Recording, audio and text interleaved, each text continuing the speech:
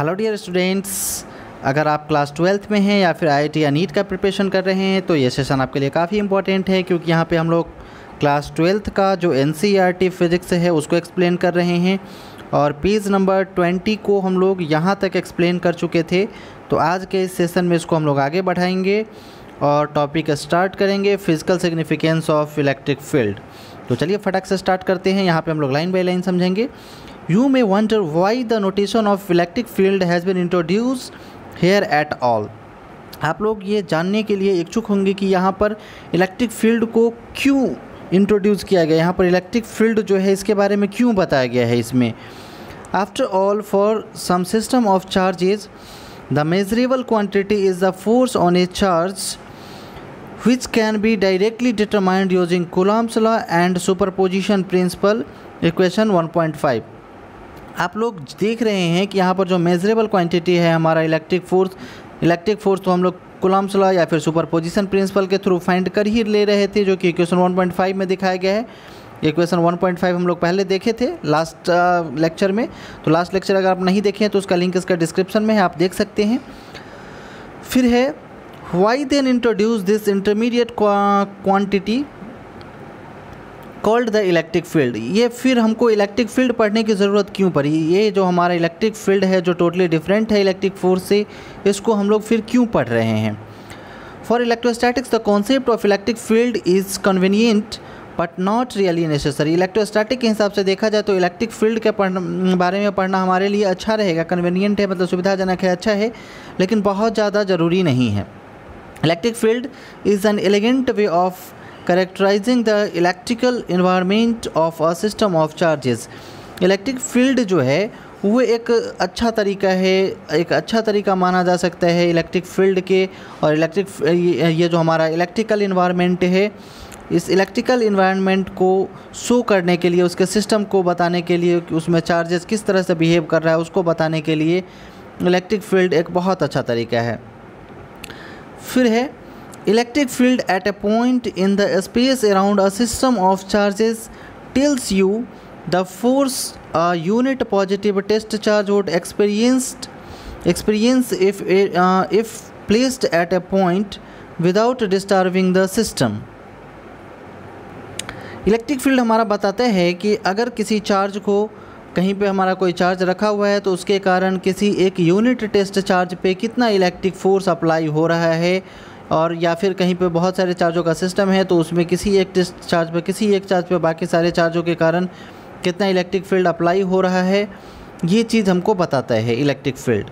फिर है electric field is a characteristic of the system of charges and is independent of the test charge that you place at a point to determine the field.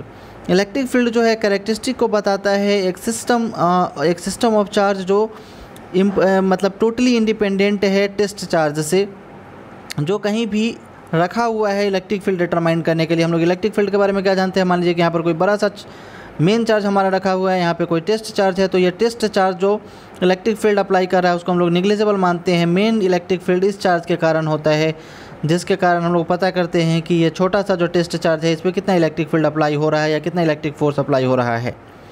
फिर है The term field in physics generally refers a quantity that is defined at every point in space and may vary from point to point।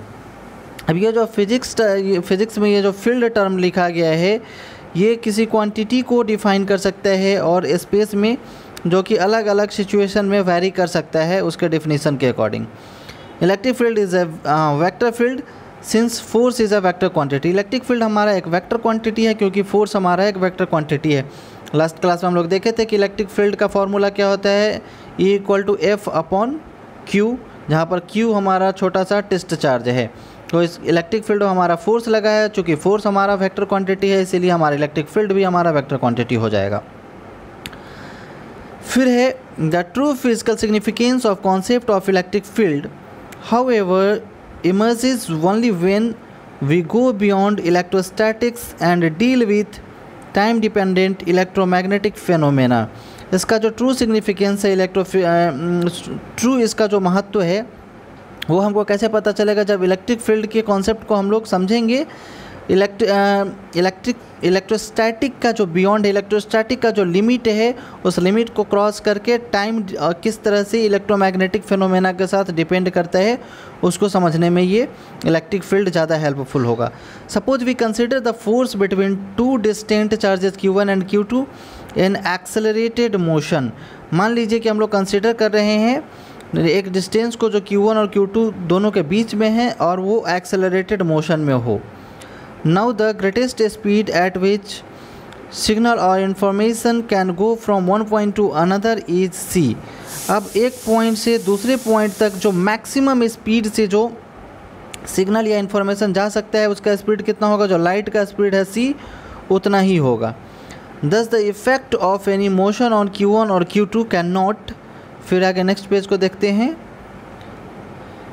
cannot arise or instantaneously, मतलब और Q1 और Q2 के बीच में जो motion है वो instantaneously उसको develop नहीं किया जा सकता है, मतलब तुरंत उत्पन्न नहीं किया जा सकता है। There will be some time delay between effect force on Q2 and cause motion of Q1। इसमें कुछ समय का डिले हो सकता है, कुछ देर लग सकता है किस चीज़ में, फोर्स Q2 पे जो फोर्स अप्लाई चार्ज Q2 पे जो फोर्स अप्लाई हो रहा है उसमें, और जो Q1 की तरफ से मोशन अप्लाई हो रहा है फोर्स लगने के लिए उसमें थोड़ा सा डिले हो सकता है। मतलब ये जैसे लाइट इंस्टेंटली पहुंचता है उस तरह से ये नहीं पहुंच पाएगा। It is precisely here that the notion of electric field strictly electromagnetic field is natural and very useful. इस तरह से हम लोग अगर देखें तो जो हमारा इलेक्ट्रिक फील्ड है वो इलेक्ट्रोमैग्नेटिक फील्ड को समझने के लिए और इसके फेनोमेना को समझने के लिए काफ़ी उपयोगी है। फिर है the field picture is this, the accelerated motion of charge Q1 produces electromagnetic waves which then propagates with the speed c reach Q2 and cause a force on Q2। मतलब इसका कहना है कि चार्ज Q1 से जो हमारा electric field निकल रहा है वो क्या होता है, लाइट के स्पीड से Q2 के पास पहुंचता है और Q2 पे इलेक्ट्रिक फील्ड अप्लाई करता है, इलेक्ट्रिक फोर्स अप्लाई करेगा। फिर है the motion of electric the notion of field elegantly accounts for the time delay. अब ये जो है इसका जो कॉन्सेप्ट है इलेक्ट्रिक फील्ड का, जो थोड़ा सा टाइम का डिले हो रहा है उस चीज़ को ये एक्सप्लेन कर रहा है कि यहाँ से इलेक्ट्रिक फील्ड लाइन निकलेगा, फिर जाएगा, फिर यहाँ पे जो दूसरा चार्ज है उस पर अप्लाई करेगा। दस इवन दो electric field and magnetic field can be detected only by their effects forces on charges, they are regarded as physical quantity not merely mathematical constructs.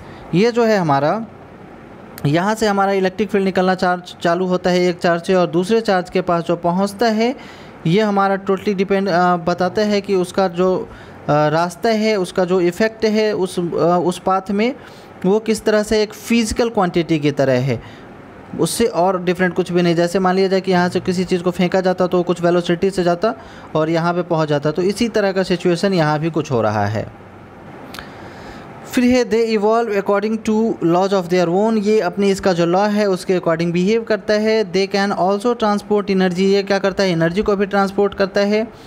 दस a source of time dependent electromagnetic fields turned on briefly and switched off leaves behind propagating electromagnetic fields transporting energy. ये क्या करता है कि जैसे ही switch off किया जाता है ये इलेक्ट्रोमैग्नेटिक फील्ड के कारण जो एनर्जी है, जो एनर्जी ट्रांसफ़र हो रहा है इंडिपेंडेंटली, वो जहाँ पे है वहीं पे वो स्टॉप हो जाता है। उस कंडीशन में उसका एनर्जी का जो ट्रांसपोर्टेशन है वो जहाँ पे पीछे की तरफ होता है वहीं पे वो स्टॉप हो जाता है। फिर है the concept of field was first introduce by Faraday and now among the central concept in physics. ये जो कॉन्सेप्ट है ये फैराडे के द्वारा दिया गया था और ये सेंट्रल कॉन्सेप्ट है फिज़िक्स में। अभी जो सारी चीज़ों को हम लोग पढ़े हैं इसका ओवरऑल कंक्लूज़न यही है कि जो हमारा एक चार्ज से दूसरे चार्ज के पास जो फोर्स अप्लाई हो रहा है या जिसको हम लोग इलेक्ट्रिक फील्ड बोल रहे हैं वो अप्लाई हो रहा है। वो क्यों अप्लाई हो रहा है? यहाँ से इलेक्ट्रिक फील्ड लाइन निकलने के कारण यहाँ से इलेक्ट्रिक फील्ड लाइन निकलता है और वो फिज़िकल जैसे फिज़िकल सिग्निफिकेंस होता है, फिज़िकली किसी चीज़ को फेंका जाता है तो वो ट्रैवल करते हुए जाता है। उसी तरह के टर्म्स एंड कंडीशन को फॉलो करते हुए ये भी प्रोपागेट करता है और वहाँ पर इलेक्ट्रिक फोर्स प्रोड्यूस करता है। और ये जो हमारा कॉन्सेप्ट है इसी पे हमारा बेस्ट जो भी कॉन्सेप्ट होता है इलेक्ट्रोमैग्नेटिक फील्ड का वो बिहेव करता है। जैसे किसी सिग्नल को भेजना या किसी डाटा को भेजना, सब कुछ इसी कॉन्सेप्ट पे बेस्ड होता है। और इसका जो स्पीड होता है वो लगभग लाइट के स्पीड के इक्वल, मतलब c के इक्वल 3 × 10⁸ मीटर पर सेकेंड के वेलोसिटी के अप्रॉक्स इक्वल होता है। इसके बाद हम लोग 2 एग्जांपल है, इसमें दोनों एग्जांपल को देखेंगे। एग्जांपल 1.8 एन इलेक्ट्रॉन फॉल्स, बहुत इंपॉर्टेंट क्वेश्चन है, through a distance 1.5 cm in a uniform electric field of magnitude 2.0 × 10⁴ Newton पर कूलॉम्ब। इसका कहना है कि इलेक्ट्रॉन जो है वो गिरता है 1.5 सेंटीमीटर के हाइट से एक यूनिफॉर्म इलेक्ट्रिक फील्ड में जिसका मैग्नीट्यूड कितने हैं 2.0 × 10⁴ न्यूटन पर कूलॉम्ब है। इस मैग्नेटिक फील्ड में वो इस इलेक्ट्रिक फील्ड में वो गिरता है, जैसा कि फिगर में यहाँ पे दिखाया गया है। फिर है the direction of the field is reversed keeping the magnitude of uncharged and proton falls through the same distance, figure 1.13b। फिर क्या किया जाता है, द डायरेक्शन ऑफ फील्ड, ये जो हमारा फील्ड का डायरेक्शन है इसको रिवर्स कर दिया जाता है। पहले जो ऊपर निगेटिव था और नीचे पॉजिटिव था इसको उल्टा कर दिया जाता है, ऊपर पॉजिटिव और नीचे निगेटिव कर दिया जाता है। और इस बार जैसे इसमें इलेक्ट्रॉन को गिराया जा रहा था उसी तरह से इस बार इसमें प्रोटॉन को गिराया जा रहा है। ठीक, इतना ही ऊंचाई से जितना हाइट से इसको गिराया जा रहा था 1.5 सेंटीमीटर से, इतना ही हाइट से इसको भी गिराया जा रहा है। फिर है compare the time to fall in each case, contrast the situation with that the free fall under gravity. अब जो है इसमें दोनों के कंडीशन को हमको कंपेयर करना है कि किस में ज़्यादा टाइम लग रहा है, इलेक्ट्रॉन को फॉल करने में या फिर प्रोटॉन को फॉल करने में। इस कंडीशन को हमको बताना है। अंडर ये ग्रेविटी के कारण इलेक्ट्रिक फील्ड जो है वो हमारा इलेक्ट्रिक चार्ज जो है हमारा नेगेटिव चार्ज इलेक्ट्रॉन और पॉजिटिव चार्ज इलेक्ट्रॉन को गिरते हुए कंसीडर करना है। एक बार फिगर के सिचुएशन को हम लोग ध्यान से समझते हैं। यहाँ पे नेगेटिव चार्ज ऊपर है और पॉजिटिव चार्ज नीचे है और इलेक्ट्रॉन पे हमारा कौन सा चार्ज होता है, नेगेटिव चार्ज। तो ये जो नीचे की तरफ आ रहा है इलेक्ट्रॉन यहाँ पे क्या कर रहा है, इसको और रिपेल कर रहा है और यहाँ पे नेगेटिव चार्ज रिपेल कर रहा है और पॉजिटिव चार्ज और अट्रैक्ट कर रहा है, तो ये तेज़ी में फिर नीचे आएगा। और इसका उल्टा कंडीशन यहाँ पे है, प्रोटॉन पे पॉजिटिव चार्ज है, पॉजिटिव चार्ज ऊपर से रिपेल करेगा और नेगेटिव चार्ज नीचे अट्रैक्ट करेगा, फाइनली ये तेज़ी में और नीचे की तरफ आएगा। अब इसके सॉल्यूशन को हम लोग देखते हैं कि इसमें क्या लिखा है। इन फिगर 1.3 है द फील्ड इज़ अपवार्ड। अब यहाँ पे जो है ए में हमारा इलेक्ट्रिक फील्ड अपवार्ड डायरेक्शन में हुआ, वो कैसे है, हम लोग जानते हैं कि पॉजिटिव चार्ज से इलेक्ट्रिक फील्ड लाइन क्या होता है, बाहर की तरफ जाता है और नेगेटिव चार्ज में इंड्यूस्ड होता है। मतलब पॉजिटिव चार्ज से इलेक्ट्रिक फील्ड लाइन हमारा निकलता है, हम लोग लास्ट क्लास में देखे थे, और नेगेटिव चार्ज में इलेक्ट्रिक फील्ड जाता है। ठीक है, वही चीज़ यहाँ पे मेंशन किया हुआ है। So the negatively charge electron experiences A downward force. इसी कारण क्या होता है, इलेक्ट्रिक चार्ज जो है वो हमारा डाउनवर्ड फोर्स को महसूस करता है। उसका कारण मैंने अभी आपको बताया, नेगेटिव रिपेल करता है और पॉजिटिव अट्रैक्ट करता है। फोर्स ऑफ ई इंटू ई। अब यहाँ पे इलेक्ट्रिक फील्ड का जो फार्मूला होता है वो क्या होता है, F/Q होता है। तो यहाँ जो फोर्स है वो क्या हो जाएगा, Q इंटू ई हो जाएगा। तो यहाँ पर जो है चार्ज हमारा इलेक्ट्रॉन है, तो यहाँ पर जो फोर्स का मैग्नीट्यूड हो जो है वो क्या हो जाएगा, Q इंटू ई से E इंटू ई हो जाएगा। Where E is the magnitude of electric field, जहाँ पर कैपिटल ई इलेक्ट्रिक फील्ड का मैग्नीट्यूड है और जो स्मॉल ई है वो चार्ज का हमारा मैग्नीट्यूड है। The acceleration of this electron is, अब ये जो हमारा इलेक्ट्रॉन है इसका एक्सेलरेशन क्या होगा, एक्सेलरेशन हम लोग जानते हैं फोर्स अपॉन मास होता है, मतलब force equal to mass into acceleration होता है, तो acceleration equal to force upon mass हो जाएगा। यहाँ पर एक्सेलरेशन क्या हो जाएगा, जो फोर्स अप्लाई हो रहा था, फोर्स हमारा क्या अप्लाई हो रहा था, E इंटू ई और divided by mass of electron, क्योंकि इलेक्ट्रॉन हमारा फॉल हो रहा है तो मास ऑफ इलेक्ट्रॉन, यहाँ पर जो वैल्यू है उसको हम लोग डाल के कैलकुलेट करेंगे, फाइनली हमारा वैल्यू आ जाएगा। Where M E is the mass of electron. फिर है स्टार्टिंग फ्रॉम रेस्ट, रेस्ट से हम लोग स्टार्ट करते हैं। The time required by the electron to fall through a distance h is given by. अब यहाँ पे जो हमारा टाइम है, इस टाइम का हमारा फॉर्मूला क्या होता है, √2h/AE। ये हमारा काइनेमेटिक्स का फॉर्मूला यहाँ पे यूज़ किया गया है, 2 × h/AE। अब यहाँ पर जो AE है हमारा, AE का वैल्यू हम लोग पुट करेंगे E × E/me। अब इस वैल्यू को हम लोग यहाँ पे अगर डालते हैं तो √2h तो हमारा था ही, 2h तो हमारा था ही। अब जो है नीचे जो me है, ये me नीचे यहाँ पे होता है me, ये me जाके ऊपर इसमें मल्टीप्लाई हो जाएगा। मतलब फाइनली हमारा क्या हो जाएगा, √2h × me/E × E। अब यहाँ पे हम लोग सारा वैल्यू को पुट कर देंगे। बहुत इंपॉर्टेंट क्वेश्चन है, वेरी केयरफुली समझिएगा, ये आपके कॉम्पिटिटिव एग्ज़ाम के लिए बहुत बहुत ज़्यादा इंपॉर्टेंट क्वेश्चन है। अब यहाँ जो हमारा h है, इसका वैल्यू हमारा क्या होता है, प्लैंक्स कांस्टेंट का वैल्यू हम लोग डाल देंगे। सॉरी, h हमारा हाइट है, यहाँ पे हाइट है हमारा 1.5 × 10⁻² मीटर, और me हमारा मास ऑफ इलेक्ट्रॉन है 9.1 × 10⁻31 kg, वो डाल देंगे। चार्ज ऑन इलेक्ट्रॉन E का वैल्यू 1.6 × 10⁻19 कूलम्ब। फिर इलेक्ट्रिक फील्ड का वैल्यू इसमें दिया हुआ है, वो डाल देंगे। फिर टाइम हमारा कैलकुलेट होकर 2.9 × 10⁻9 सेकेंड आ जाएगा। अब सेम कॉन्सेप्ट हम लोग प्रोटॉन के लिए भी अप्लाई करेंगे। इन फिगर 1.3 भी द फील्ड इज़ डाउनवर्ड, ये जो हमारा 1 भी है उसमें क्या है, ऊपर पॉजिटिव है और नीचे निगेटिव है, मतलब इलेक्ट्रिक फील्ड एंड पॉजिटिव से निगेटिव की तरफ आता है, नीचे की तरफ आ रहा है, ऑफ मैग्नीट्यूड E × E। अब यहाँ पे जो हमारा जितना चार्ज इलेक्ट्रॉन पे उतना चार्ज प्रोटॉन पे, आप चाहे तो यहाँ पे P × E भी लिखे तो कोई फ़र्क नहीं पड़ता है, E × E भी लिखे तो कोई फ़र्क नहीं पड़ता है। The acceleration of proton is, फिर प्रोटॉन का जो एक्सेलरेशन है वो क्या हो जाएगा, सेम फोर्स अपॉन मास, तो फोर्स है E × E अपॉन मास है mp। यहाँ पर मास ऑफ प्रोटॉन 1.67 × 10⁻27 kg होता है।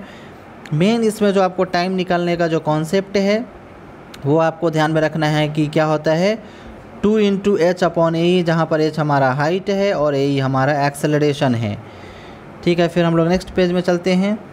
फिर यहाँ पे हमारा टाइम प्रोटॉन के लिए हमको फाइंड करना है, तो क्या हो जाएगा, √2 × h/ एक्सेलरेशन ऑफ प्रोटॉन, तो 2 × हाइट और divided by acceleration of proton का हमारा वैल्यू क्या आया था, E × E/, mass of proton, तो मास ऑफ प्रोटॉन जाके इसमें मल्टीप्लाई हो जा रहा है। फाइनली हमको क्या मिलता है, 2 ×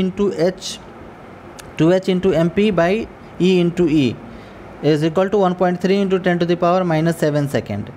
फिर है 10 the heavier particle proton takes a greater time to fall through. अब यहाँ पे हम लोग वैल्यू डाले थे, हाइट हमारा सेम है 1.5 × 10⁻², मास ऑफ प्रोटॉन कितना होता है 1.67 × 10⁻27 kg। फिर है इलेक्ट्रॉन, ये जो जितना प्रोटॉन पे मास होता है उतना इलेक्ट्रॉन पे ही 1.6 × 10⁻19 कूलम्ब। फिर इलेक्ट्रिक फील्ड का वैल्यू क्वेश्चन में दिया हुआ है, इन सारी चीज़ों को पुट करेंगे तो इतना आता है। फिर दोनों को कंपेयर करने पर हम लोग यहाँ पर देखते हैं 10 the heavier particle proton takes a greater time to fall through the same distance. यहाँ पर जो हेवियर प्रोटॉन का जो मास है वो क्या है, ज़्यादा है इलेक्ट्रॉन की तुलना में, तो वो ज़्यादा समय ले रहा है। यहाँ पे हम लोग देख पा रहे हैं कि प्रोटॉन जो है सो ज़्यादा समय ले रहा है इलेक्ट्रॉन की तुलना में।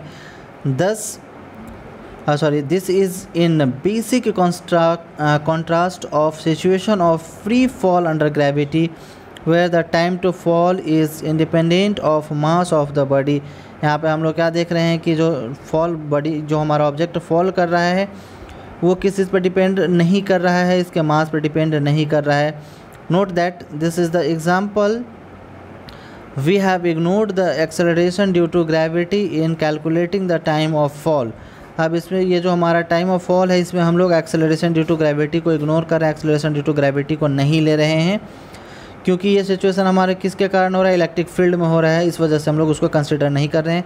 To see if is justify, let us calculate acceleration of proton in given electric field. अब प्रोटॉन जो का जो एक्सेलरेशन है वो गिवन इलेक्ट्रिक फील्ड में हमको फाइंड करना है AP। यहाँ पर क्या हो जाएगा, E × E, मतलब चार्ज ऑन प्रोटॉन और फिर into electric field divided by mass of proton.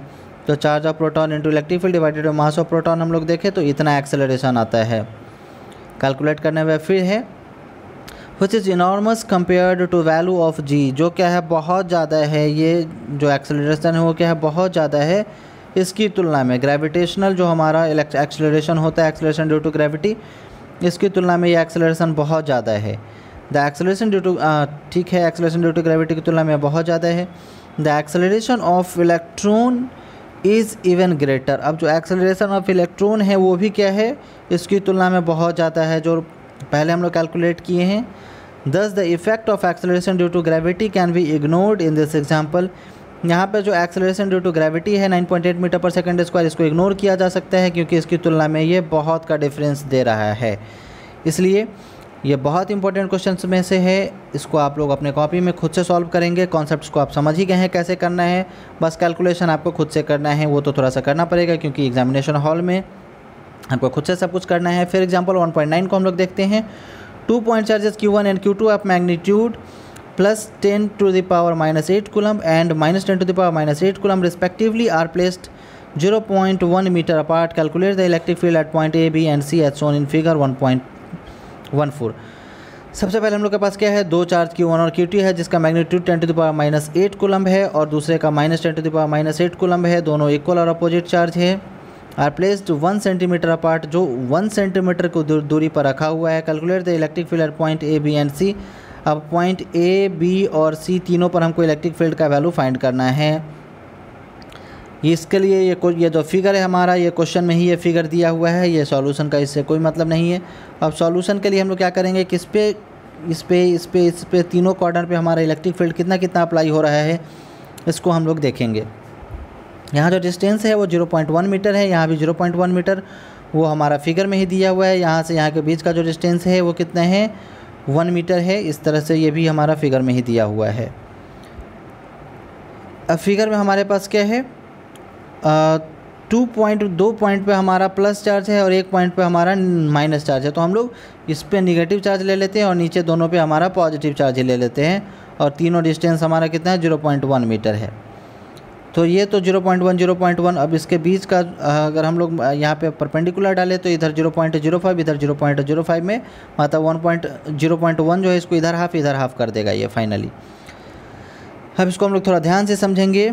यहाँ पे पॉजिटिव चार्ज है तो पॉजिटिव चार्ज पे ये जो हमारा पॉजिटिव चार्ज है ये क्या करेगा, रिपल्सिव फोर्स अप्लाई करेगा। अच्छा, इस फिगर में जो है यहाँ पे हमारा निगेटिव चार्ज ले लिया है, इस फिगर को ही हम लोग फॉलो करते हुए चलेंगे। यहाँ पे निगेटिव चार्ज है, यहाँ पे पॉजिटिव चार्ज है, यहाँ पे पॉजिटिव चार्ज है, ये पॉजिटिव चार्ज, ये पॉजिटिव चार्ज और ये निगेटिव चार्ज है।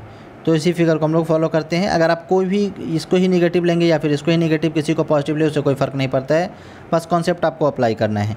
ये पॉजिटिव चार्ज पे ये पॉजिटिव चार्ज क्या करेगा, रिपल्सिव फोर्स अप्लाई करेगा, मतलब ये इधर फोर्स अप्लाई कर रहा है। यह निगेटिव चार्ज क्या करेगा, इसको अपनी तरफ अट्रैक्ट कर रहा है।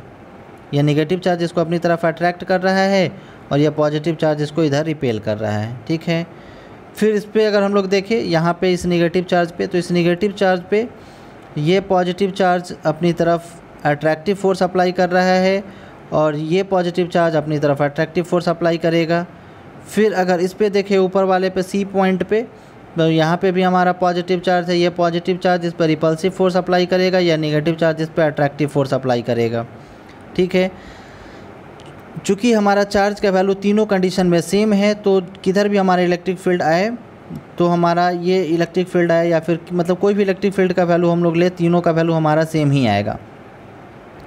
तो इलेक्ट्रिक फील्ड का हमारा फॉर्मूला क्या होता है, Q/4πε0 × r² होता है। अब यहाँ पर जो है Q1 के कारण A पॉइंट पर ये पहले देख रहे हैं, कंसिडर कर रहे हैं। ये जो हमारा फिगर है इसमें A पॉइंट यहाँ पे दिया गया है, इस फिगर के अकॉर्डिंग हमको लेना है, इस तीनों कॉर्नर पे हमको नहीं फाइंड करना है। फिगर में जो A, B और C पॉइंट दिए है वहाँ पे हमको फाइंड करना है। तो A पॉइंट यहाँ पे है, यहाँ पे हमको एक बार इलेक्ट्रिक फील्ड फाइंड करना है। B पॉइंट हमारा कुछ यहाँ पे है, यहाँ पे है कुछ B पॉइंट, यहाँ पे नहीं है B पॉइंट, तो एक बार यहाँ पे इलेक्ट्रिक फील्ड फाइंड करना है। और फिर C पॉइंट यहाँ पे है तो यहाँ पे हमको इलेक्ट्रिक फील्ड का वैल्यू फाइंड करना है तीनों कॉर्नर पे। फिर यहाँ पे E1A मतलब इलेक्ट्रिक फील्ड 1 के कारण जो हमारा चार्ज Q1 है इसके कारण A पॉइंट पर हम लोग देखते हैं। पहले हम लोग A को फाइंड करेंगे, फिर B को, फिर C को हम लोग फाइंड करेंगे। तो A पॉइंट पे जो है हमारा इलेक्ट्रिक फील्ड का वैल्यू उसको देखिए। अब यहाँ पर हमारा ए पॉइंट पे चूँकि पॉजिटिव चार्ज के कारण इलेक्ट्रिक फील्ड ए पॉइंट पे हमारा इधर अप्लाई हो रहा है और नेगेटिव चार्ज भी ए पॉइंट को क्या करेगा, अपनी तरफ अट्रैक्ट ही करेगा। मतलब कि दोनों का जो डायरेक्शन है वो दोनों सेम है, मतलब E1A और E2A। मतलब यहाँ जो हमारा चार्ज Q2 है, Q2 के कारण क्या हो जाएगा E2A और इसके कारण हो जाएगा E1A। दोनों को हम लोग आपस में ऐड कर देंगे। तो E1A जो फाइंड करना है वो क्या हो जाएगा 1/4 pi epsilon not into Q upon R square. तो 1/4 पाई एप्सिलॉन नॉट का वैल्यू 9 × 10⁻⁹ और जो हमारा चार्ज का वैल्यू है वो 10⁻⁻8 है। यहाँ के लिए ले या फिर यहाँ के लिए ले, दोनों के लिए चार्ज का वैल्यू हमारा सेम ही है 10⁻⁻8 डिवाइडेड बाई R स्क्वायर। अब R जो है यहाँ से यहाँ के बीच का डिस्टेंस 0.05 है, 0.05 इसका हम लोग स्क्वायर करेंगे। फाइनली जो इसका वैल्यू आता है वो क्या हो जाएगा कैलकुलेट करने के बाद 3.6 × 10⁻⁴ न्यूटन पर कूलम। यह हमारा इलेक्ट्रिक फील्ड 1 के कारण, चार्ज 1 के कारण यहाँ पे ए पे आ गया। अच्छा, आप थोड़ा सा गौर करेंगे, जितना डिस्टेंस यहाँ से यहाँ का है उतना ही डिस्टेंस यहाँ से यहाँ का भी है। डिस्टेंस भी सेम है, चार्ज भी सेम है, तो जितना इलेक्ट्रिक फील्ड ये इधर अप्लाई कर रहा है उतना ही इलेक्ट्रिक फील्ड ये भी अप्लाई करेगा। और ये इसको रिपेल कर रहा था और ये इसको अपनी तरफ अट्रैक्ट करेगा। तो दोनों चार्ज का वैल्यू क्या हो जाएगा, सेम है, दोनों इलेक्ट्रिक फील्ड का वैल्यू सेम ही हो जाएगा। आगे हम लोग पढ़ते हैं, the electric field vector E2A at A is due to negative charge Q2 points towards the right and has the magnitude। मतलब कि दोनों के कारण जो इलेक्ट्रिक फील्ड है वो राइट की तरफ ही है और मैग्नीट्यूड भी दोनों का सेम ही है। The magnitude of total electric field E at E is. अब इस पे जो है हमारा टोटल इलेक्ट्रिक फील्ड जो ए पे लग रहा है उसका नाम कुछ हम लोग E दे रहे हैं।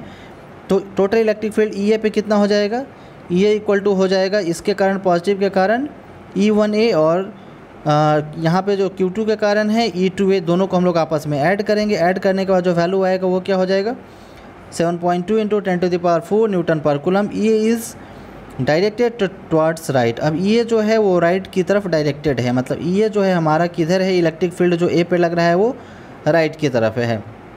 फिर हम लोग नेक्स्ट पेज में चलते हैं।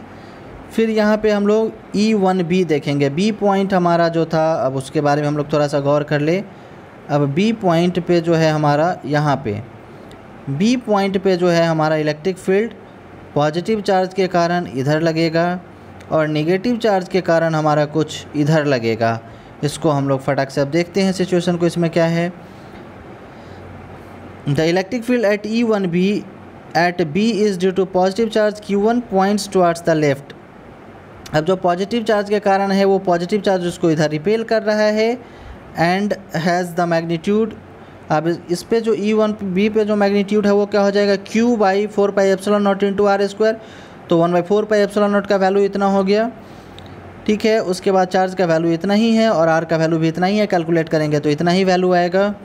अच्छा, फिर जो है अब इसके कारण E2B के कारण, मतलब इधर जो हमारा नेगेटिव चार्ज था इसके कारण यहाँ पे हमारा पॉजिटिव चार्ज था।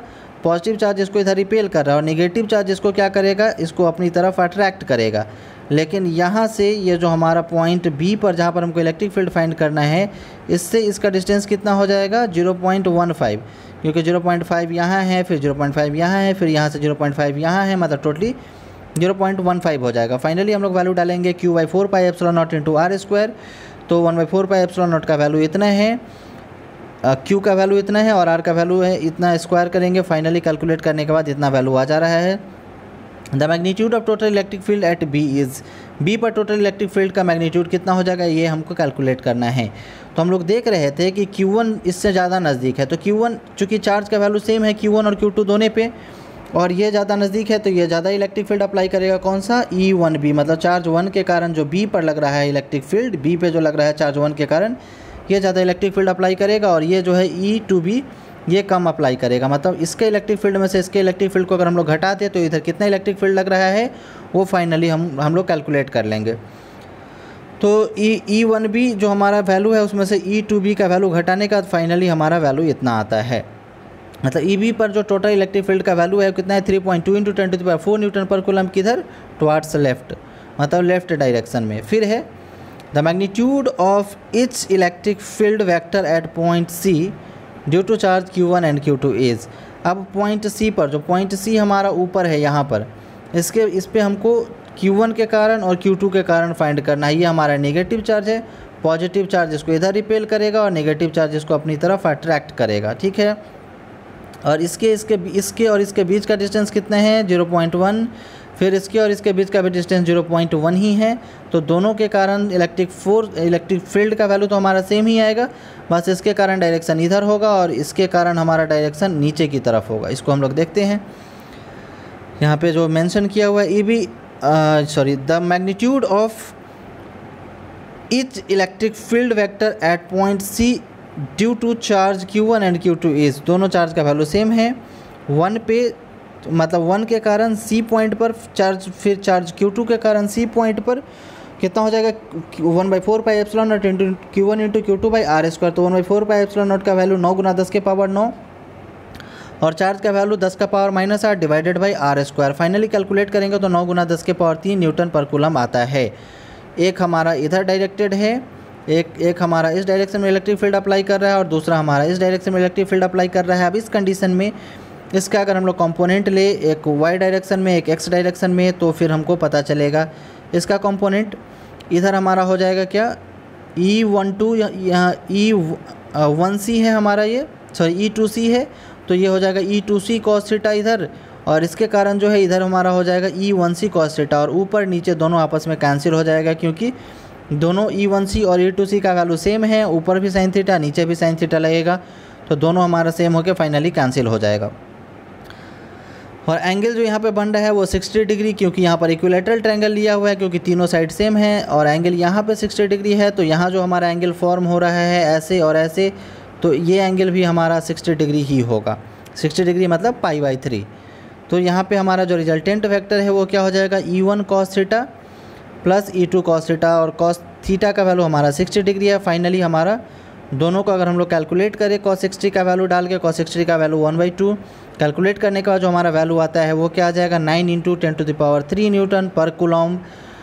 इलेक्ट्रिक फील्ड पर जो हमारा इलेक्ट्रिक फील्ड जो अप्लाई हो रहा है C पॉइंट पर, वो किधर हो रहा है फाइनली हमारा राइट डायरेक्शन में हो रहा है, वही चीज़ यहाँ पे मेंशन किया हुआ है। तो ये दोनों न्यूमेरिकल आपके लिए बहुत बहुत बहुत इंपॉर्टेंट है। इसको आप फटक से कॉपी में सॉल्व कर लेंगे और कैलकुलेशन को तगड़ा करने का कोशिश करेंगे। तो इस क्लास में, इस सेशन में हम लोग इतना ही रहने देते हैं। फिर हम लोग नेक्स्ट क्लास में इलेक्ट्रिक फील्ड लाइन के बारे में पढ़ेंगे, इलेक्ट्रिक फील्ड लाइन के प्रॉपर्टी के बारे में, जो बहुत बहुत इंपॉर्टेंट टॉपिक है। तो हम लोग मिलते हैं फिर नेक्स्ट क्लास में। तब तक आप लोग अपना ख्याल रखिएगा, अच्छे से रहिएगा। तब तक के लिए बाय बाय।